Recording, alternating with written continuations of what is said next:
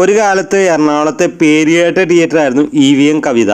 അപ്പൊ ചിലര് ചോദിക്കും ആ പേരെവിടെ പോയി എന്ന്. കവിത തിയേറ്ററിന്റെ പേര് അവിടെ തന്നെ ഉണ്ട്. നിലവിൽ ഇപ്പോ എറണാകുളത്തെ ഏറ്റവും സീറ്റിംഗ് കപ്പാസിറ്റി ഉള്ള തിയേറ്റർ ആണ് ഇത്. നിലവിൽ ഇപ്പൊ ഈ തിയേറ്റർ EVM ഗ്രൂപ്പിന്റെ അല്ല. ഓട്ടോമൊബൈൽ ഇൻഡസ്ട്രിയിൽ ഒരു ലീഡിംഗ് കാർ ഷോറൂം ബ്രാൻഡാണ് EVM ഗ്രൂപ്പ്. വനിതാ വിനോദ റിലീസിംഗ് തിയേറ്റർ ആക്കുന്നതിന് മുമ്പ് B ക്ലാസ് ആയിരുന്ന സമയത്ത് എറണാകുളത്തെ ഒരു പേരുകേട്ട റിലീസിംഗ് തിയേറ്റർ ആയിരുന്നു കവിത. 1960കളിൽ കേരളത്തിലെ കവിത തിയേറ്റർ 1960കളിൽ ബാബു സേതു നിർമ്മിച്ചത്. കേരളത്തിലെ ഏറ്റവും വലിയ സിംഗിൾ സ്ക്രീൻ തിയേറ്ററുകളിലൊന്നാണ് തിയേറ്റർ. മുമ്പ് സരിത കോംപ്ലക്സിലെ തിയേറ്റർ ആയിരുന്നു ഏറ്റവും വലിയ തിയേറ്റർ. ഇപ്പൊ കവിതയാണ് എറണാകുളം ജില്ലയിലെ ഏറ്റവും വലിയ തിയേറ്റർ. എറണാകുളത്ത് പഴയ പേര് കേട്ട പ്രതാപം പേറിയ തിയേറ്ററുകളെല്ലാം ടെക്നോളജിക്കലി വളരെ പിന്നോട്ടാണ്. മറ്റ് പ്രമുഖന്മാരുടെയും അവസ്ഥ ഇതൊക്കെ തന്നെയാണ്. ഇപ്പോഴും കവിത തിയേറ്റർ ഡോൾബി 7.1 എത്തി നിൽക്കുന്നത്. എൻ്റെ ഒരു അഭിപ്രായത്തിൽ EVM ഗ്രൂപ്പിന്റെ പൊട്ടൻഷ്യൽ വെച്ചിട്ട് ഇത്രയും വലിയ ഹ്യൂജ് ആയിട്ടുള്ള ഓഡിറ്റോറിയം കൊണ്ടു നടക്കുന്നതോട് ഒരു അർത്ഥവും ഇല്ല. എൻ്റെ ഒരു അഭിപ്രായത്തിൽ ഇതൊരു മൾട്ടിപ്ലെക്സ് തിയേറ്റർ ആയിട്ട് കൺവേർട്ട് ചെയ്യേണ്ടതാണ്. ഒരു 2 സ്ക്രീനോട് കൂടിയുള്ള ഒരു മൾട്ടിപ്ലെക്സ് തിയേറ്ററിലോട്ട് കൺവേർട്ട് ചെയ്യാം. അപ്പൊ ഈ സ്ക്രീനുകളിൽ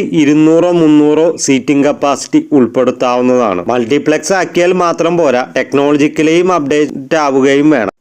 നിങ്ങൾക്ക് ഈ തിയേറ്റർ മെയിൻറ്റെയിൻ ചെയ്യാൻ കുറച്ചുകൂടി എളുപ്പമായിരിക്കും. നിങ്ങൾക്ക് അതിനുള്ള പൊട്ടൻഷ്യൽ ഉണ്ടെന്നറിയാം. നിങ്ങൾ ചെയ്യാത്തതുകൊണ്ടും ആണെന്നറിയാം. നിങ്ങൾ എറണാകുളം ജില്ലയിലെ ഏറ്റവും വലിയ ഓഡിറ്റോറിയം ഉള്ള തിയേറ്റർ എന്ന് പറഞ്ഞ പേരും പിടിച്ചുകൊണ്ട് നിന്നിട്ട് ഒരു കാര്യമില്ല. ഞാൻ പറഞ്ഞ കാര്യം മുഖവിലേക്ക് എടുത്ത് നിങ്ങൾ ചെയ്യുമെന്ന് ഞാൻ പ്രതീക്ഷിക്കുന്നു. കഫേ ബൈ ആൻ ആൻഡ് എലീസയിൽ പൈസ മുടക്കുന്നത് പോലെ ആ തിയേറ്ററിലൊന്ന് പൈസ മുടക്കി ഞാൻ പറഞ്ഞ പോലെ ആ തിയേറ്റർ ഒന്ന് തിരിച്ചു കൊണ്ടുപോവാ. വീണ്ടും തിയേറ്ററിലോട്ട് വരാൻ പ്രേരിപ്പിക്കുന്ന ഘടകം ആ തിയേറ്ററിക്കൽ എക്സ്പീരിയൻസ് ആണ്. എവിടേക്കോ ആ എക്സ്പീരിയൻസ് കവിത തിയേറ്ററിൽ ഇപ്പൊ നഷ്ടപ്പെട്ടു പോയിരിക്കുകയാണ്. തിരിച്ചു തരുമെന്ന് പ്രതീക്ഷയോടെ ഹരി.